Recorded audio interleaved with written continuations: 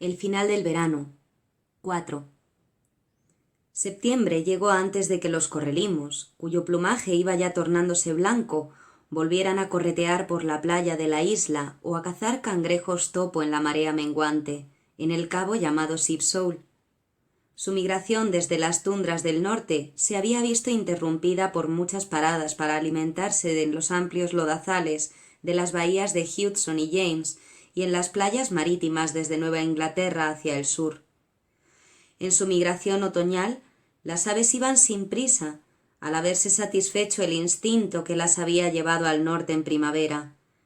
Tal como dictaban los vientos y el sol, se dirigían hacia el sur, en bandadas que ya crecían, al sumarse más aves procedentes del norte, ya menguaban, al encontrar cada vez más migrantes su hogar invernal habitual y quedarse atrás. Sólo el extremo de la gran oleada de las aves costeras que iba rumbo al sur seguiría adelante hasta la parte más meridional de Sudamérica. Mientras los chillidos de las aves costeras que volvían se alzaban una vez más desde el rebalaje espumoso y el silbido de los zarapitos resonaba de nuevo en las marismas salobres, había otros signos de que el verano tocaba a su fin. En septiembre, las anguilas de la zona del estrecho habían empezado ya a dejarse llevar corriente abajo rumbo al mar. Bajaban de las montañas y los pastizales de las tierras altas. Venían de ciénagas pobladas de cipreses en las que nacían ríos de aguas negras. Atravesaban la llanura de marea que caía en 6 escalones gigantes hasta el mar. En los estuarios de los ríos y en los estrechos se reunían con sus futuras parejas. Pronto, en su vestido de boda plateado, seguirían las mareas menguantes hasta el mar para encontrarse y perderse en los negros abismos del océano. En septiembre, las crías de sábalo nacidas de las huevas depositadas en los ríos y arroyos durante los desoves de primavera se movían ya con el agua del río hacia el mar. Al principio, avanzaban con lentitud en las corrientes más grandes, conforme los ríos se ensanchaban, perezosos hasta sus estuarios. Pronto, y sin embargo, la velocidad de los pececillos, no más grandes que un dedo humano, iría en aumento, cuando cayeran las lluvias del otoño y cambiara el viento, lo que enfriaría el agua y empujaría a los peces hacia el calor del mar. En septiembre, las últimas gambas nacidas en la estación estaban llegando ya a los estrechos, a través de las ensenadas procedentes de mar abierto. La llegada de estos enjambres jóvenes era un símbolo de otro viaje que ningún ser humano había visto y ningún ser humano podría describir, un viaje emprendido varias semanas antes por la generación anterior de gambas. Durante toda la primavera y el verano, más y más gambas adultas que alcanzaban la madurez con 1 año de edad habían ido deslizándose desde las aguas costeras y viajando por la plataforma continental, hasta descender por las pendientes azules de los valles submarinos. De este viaje no volvían nunca, pero sus crías, tras varias semanas de vida oceánica, eran devueltas por el mar al cobijo de las aguas interiores. Durante todo el verano y el otoño, las gambitas fueron llegando a los estrechos y las desembocaduras de los ríos, en busca de los bajíos templados, en los que el agua salobre cubría fondos limosos. Allí devoraban con ansia la abundante comida y se resguardaban de los peces hambrientos en la zostera marina del fondo. Y, como crecían con rapidez, las crías volvían de nuevo al mar, en busca de sus aguas acres y sus ritmos más profundos. Cuando las gambas más jóvenes del último desove de la estación llegaban por las ensenadas con cada marea creciente de septiembre, las jóvenes de mayor tamaño iban ya saliendo por los estrechos hacia el océano. En septiembre, las panículas de avena costera de las dunas se habían vuelto ya de color marrón dorado. Bajo el sol, las marismas resplandecían con los verdes claros y los marrones de la espartina, los morados cálidos de los juncos y el escarlata de la sacrocornia. Los árboles del caucho parecían ya antorchas rojas dispuestas en las ciénagas de las riberas. El sabor del otoño flotaba en el aire nocturno y al recorrer las marismas más cálidas se convertía en neblina y ocultaba a las garcetas que aguardaban de pie entre las hierbas al amanecer. Ocultaba de los ojos de los halcones a los meteoros de prado que corrían por los senderos que habían creado en las marismas, derribando con paciencia miles de tallos. Ocultaba en el estrecho los bancos de pejerreyes, de los charranes que aleteaban sobre el mar blanco y agitado, incapaces de atrapar pez alguno, hasta que el sol disipara la neblina. El frío aire nocturno trajo cierta inquietud a muchos peces repartidos por todo el estrecho. Unos peces de color gris acerado, escamas grandes y una aleta baja de 4 espinas en el lomo a modo de vela desplegada. Eran mújoles que habían vivido todo el verano en el estrecho y el estuario, vagando en solitario entre la zostera y el pasto marino, alimentándose de desechos animales y fragmentos vegetales en el lodo del fondo. Pero todos los otoños los mújoles se marchaban de los estrechos y emprendían un largo viaje, durante el cual traían a la vida una nueva generación. Y así, el primer frío del otoño despertaba en los peces la sensación del ritmo del mar y el instinto de migración. Las aguas, cada vez más frías, y los ciclos de marea del final del verano llevaron también a muchos peces jóvenes de la zona del estrecho una llamada de regreso al mar. Entre ellos se encontraban los jóvenes jureles y mújoles, pejerreyes y quilis que vivían en el estanque llamado Mullet Pond, donde las dunas de la isla Barrera caían hasta los arenales del cabo Sheepshoal. Aunque desovados en el mar, estos peces jóvenes habían llegado hasta el estanque a través de un paso temporal abierto unos meses antes. Un día en el que la luna llena de cosecha surcaba el cielo como un globo blanco, las mareas, que habían ido ganando fuerza conforme la luna crecía hasta alcanzar la redondez, empezaron a abrir una zanja a través de la playa de la Ensenada. Solo con las mareas más altas recibía agua del mar el aletargado estanque, pero el embate de las olas y el fuerte reflujo que se llevaba la arena suelta habían encontrado el punto débil de la playa, donde ya antes se había abierto un paso, y en menos tiempo del que una lancha de pesca tardaba en cruzar desde los muelles de tierra firme hasta los bancos, se había abierto una estrecha zanja o cenagal hasta el estanque. Con sus menos de 4 metros de ancho, creaba un embudo por el que corrían las olas al romper en la playa. El agua subía y bullía como en el caz de un molino, siseando y burbujeante. Una ola tras otra fueron vertiéndose por el cenagal hasta el estanque. Excavaron un fondo irregular y ondulado sobre el que el agua saltaba y se deslizaba. Se extendieron por la marisma en la que terminaba el estanque, filtrándose en silencio y a hurtadillas entre los tallos y las cañas enrojecidas de las sacocornias. Llevaron a la marisma las ráfagas de espuma amarronada que se alojaban en las olas. Esta espuma arenosa inundó de tal modo los espacios que había entre los tallos que la marisma parecía una playa con una espesa vegetación de poca altura. En realidad, las plantas tenían 30 metros bajo el agua y sólo el tercio superior de los tallos asomaba sobre la espuma. Entre los saltos y carreras, espuma y remolinos, la inundación dejó libres los incontables pececillos que habían quedado atrapados en el estanque. Salían de éste y de las marismas por miles. Se apresuraban en una alocada fusión para llegar al agua limpia y fría. En su excitación dejaban que la marea los llevara, los sacudiera, los volteara una y otra vez. Al llegar a la mitad del cenagal, saltaban y volvían a saltar por el aire, fragmentos centelleantes de plata viva, como un enjambre de insectos brillantes que subían y caían de nuevo. Allí, el agua los atrapaba y los sujetaba en su desenfrenada carrera hacia el mar, por lo que muchos se quedaban atascados en las pendientes de las olas, con las colas hacia arriba, luchando en vano contra la fuerza del agua. Cuando, Finalmente las olas los liberaban, descendían a toda prisa por el cenagal hasta el mar, donde se reencontraban con las olas agitadas, los limpios fondos arenosos, las frías aguas verdes. ¿Cómo podían caber todos en el estanque y las marismas?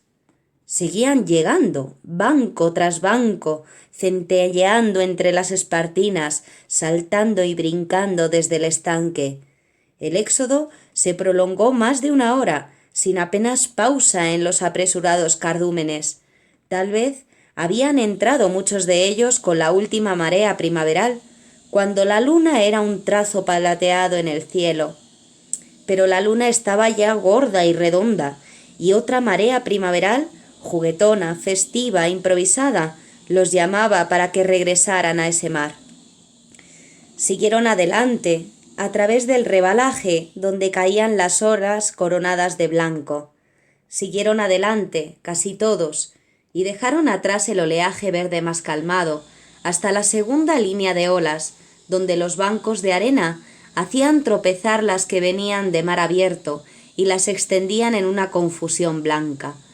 Pero allí, encima, estaban pescando los charranes y miles de pequeños migrantes no lograron superar las puertas del mar. Llegaron los días en los que el cielo estaba tan gris como el lomo de un mújol, con nubes que recordaban la espuma arrojada por las olas.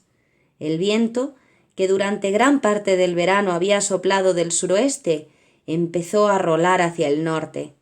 En mañanas así podían verse mújoles de gran tamaño saltando en el estuario y sobre los bancos de arena del estrecho. En las playas que daban al mar, las barcas de los pescadores acababan arrastradas sobre la arena. Las redes se apilaban en montones grises dentro de las barcas. Los hombres permanecían de pie en la playa con la vista fija en el agua, esperando pacientemente.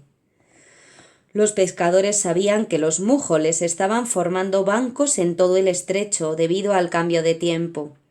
Sabían que los bancos no tardarían en salir por la ensenada delante del viento y que luego irían siguiendo la costa con el ojo derecho fijo en la playa, como se repetían los pescadores de una generación a la siguiente.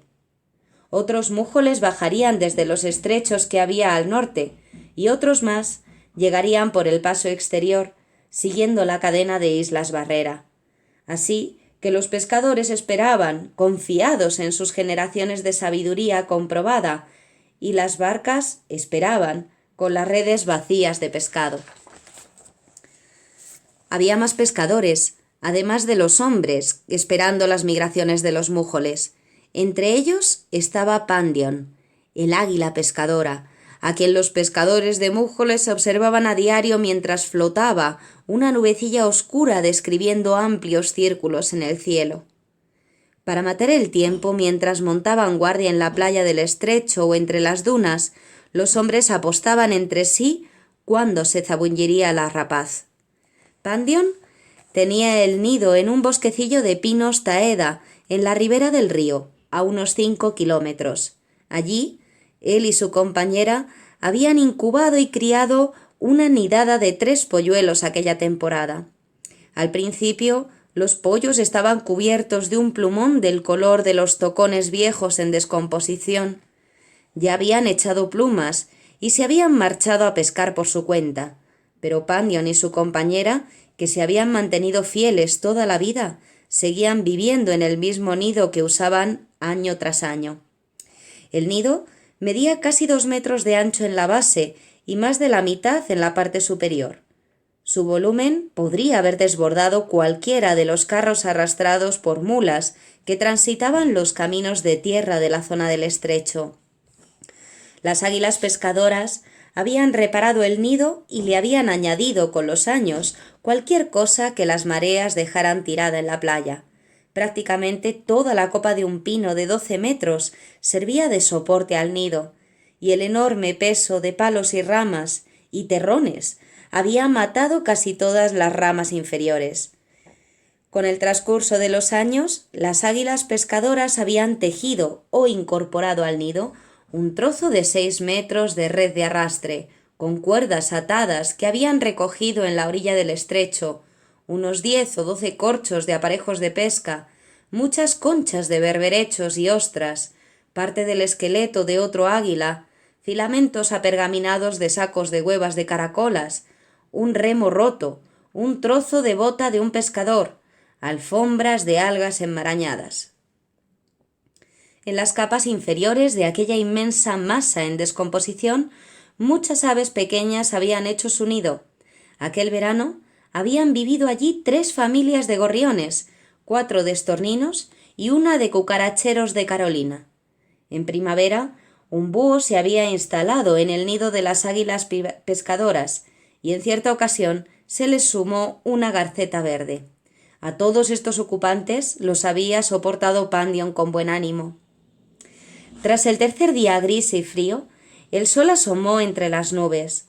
Observado por los pescadores de Mújoles, Pandion planeaba con las alas inmóviles, aprovechando las columnas de aire cálido que ascendían, trémulas desde el mar. Muy por debajo de él, el agua parecía seda verde ondulada por una brisa. Los charranes y rayadores que descansaban en los bancos de arena del estrecho tenían el tamaño de zorzales. Por la superficie del estrecho se movían, como una oscura serpiente, entre zambullidas y volteretas, los relucientes lomos negros de un banco de delfines. Los ojos ámbar de Pandion titilaron cuando vio un rayo saltar 3 veces del agua, como un látigo, y caer con un nítido sonido de salpicadura que se marchó y perdió con el viento. Se formó una sombra en la pantalla verde que había bajo el águila pescadora y la superficie se rizó cuando un pez asomó el hocico por la película. En el estrecho, 60 metros por debajo del águila pescadora, Mújil, el mújol, el saltador, reunía fuerzas y saltaba fuera del agua, de puro júbilo. Mientras reflexionaba los músculos para dar el tercer salto, una silueta oscura cayó desde el cielo y unas garras como tornillos lo agarraron. El mújol pesaba casi medio kilo, pero Pandion se lo llevó con facilidad al otro lado del estrecho, hasta su nido, a 5 kilómetros de allí. Mientras remontaba el río desde el estuario, el águila pescadora sujetaba al mújol entre las garras con la cabeza por delante. Al acercarse al nido, aflojó el agarre de la pata izquierda y tras comprobar la trayectoria, se posó en las ramas más exteriores del nido, con el pez aún sujeto en la pata derecha. Pandion se entretuvo más de 1 hora comiendo, y cuando su compañera se acercó, se agachó sobre el mújol y le siseó. Con el anidamiento ya finalizado, cada ave debía pescar por su cuenta. Más avanzado el día, cuando regresaba al río para pescar, Pandion fue volando bajo sobre el agua, y en el espacio de 10 o 12 batidas de alas, arrastró las patas por el río para limpiarse los restos de pescado que llevaba adheridos. Los ojos penetrantes de un gran ave marrón, posada en uno de los pinos de la orilla oeste del río, sobre las marismas del estuario, observaban a Pandion mientras volvía. Coliblanco, el águila calva, vivía como un pirata. Siempre que pudiera robarles la captura a las águilas pescadoras de la zona, evitaba pescar. Cuando Pandion se alzó sobre el estrecho, Coliblanco lo siguió, alzándose por el aire hasta colocarse muy por encima del águila pescadora. 2 siluetas oscuras estuvieron 1 hora volando en círculos por el cielo. Luego, desde su posición elevada, Coliblanco vio el cuerpo del águila pescadora reducirse de forma repentina hasta adquirir el tamaño de un gorrión, un descenso en picado y la salpicadura blanca que subió del agua cuando desapareció. Transcurridos 30 segundos, Pandion emergió en un vuelo ascendente de 15 metros con un batir de alas corto y pesado y después se equilibró y voló recto hacia la desembocadura del río. Al observarlo, Coliblanco se dio cuenta de que el águila pescadora había atrapado un pez y se lo llevaba a su nido entre los pinos. Con un chillido estridente que cayó desde el cielo hasta los oídos de Pandion, El águila calva se lanzó a perseguirlo dando vueltas, manteniendo una distancia de 300 metros sobre la pescadora. Pandion gritó, molesto y alarmado, y redobló la fuerza de su batir de alas en un intento de alcanzar la protección de los pinos antes de que su perseguidor atacara. Su velocidad se veía entorpecida por el peso del bagre que llevaba y por las sacudidas del pez que sostenía con firmeza entre sus fuertes garras. Entre la isla y tierra firme, y tras un vuelo de varios minutos desde la desembocadura del río, Coliblanco consiguió colocarse justo encima de Pandion. Con las alas a medio cerrar, se lanzó en picado sobre él a una velocidad asombrosa. El viento silbó entre sus plumas. Tras adelantar al águila pescadora, se giró, volvió la espalda hacia el agua y puso por delante las garras para atacar. Pandion lo esquivó y se retorció para salvarse de las 8 cuchilladas curvas. Antes de que Coliblanco pudiera recuperarse, Pandion se había elevado 150 metros. El águila calva se precipitó tras él, se puso por encima, pero cuando empezaba a encorvarse, la pescadora, en otro ascenso, se colocó sobre su enemigo. Mientras tanto, el pez, vacío de vida tras haber sido separado del agua, iba quedándose flácido al tiempo que cesaban todas sus sacudidas. Una película le enturbió los ojos, como una neblina sobre una superficie de cristal transparente. Los verdes y dorados iridiscentes que le daban proporcionado belleza a su cuerpo en vida, no tardaron en desvanecerse hasta dar paso a la opacidad. Subiendo y bajando en picado por turnos, el águila pescadora y el águila calva ascendieron a una gran altura, a los espacios vacíos del aire, en los que no había cabida para el estrecho, sus bancos de arena y su arena blanca. «¡Chip, chip! ¡Chip, chip!», gritaba Pandion frenético. Un puñado de plumas blancas arrancadas de su pecho cuando esquivó por poco las garras de Coliblanco en su última bajada, cayeron aleteando hacia abajo. De repente, el águila pescadora dobló de forma pronunciada las alas y se dejó caer como una piedra en dirección al agua. El viento atronaba sus oídos, casi lo cegaba, le tironeaba las plumas mientras el estrecho se apresuraba a recibirlo. Era su último intento de superar a un enemigo más fuerte y resistente, pero desde arriba, la implacable silueta oscura cayó aún más rápido que Pandion, le dio alcance, lo adelantó cuando las barcas de pesca del estrecho estaban haciéndose ya tan grandes como gaviotas flotando. Se giró y le arrebató el pescado de las garras. El águila calva se llevó el botín a su pino para separarle los músculos de la raspa. Cuando llegó al pino, Pandion ya estaba aleteando pesadamente sobre la ensenada, en busca de nuevas zonas de pesca en el mar.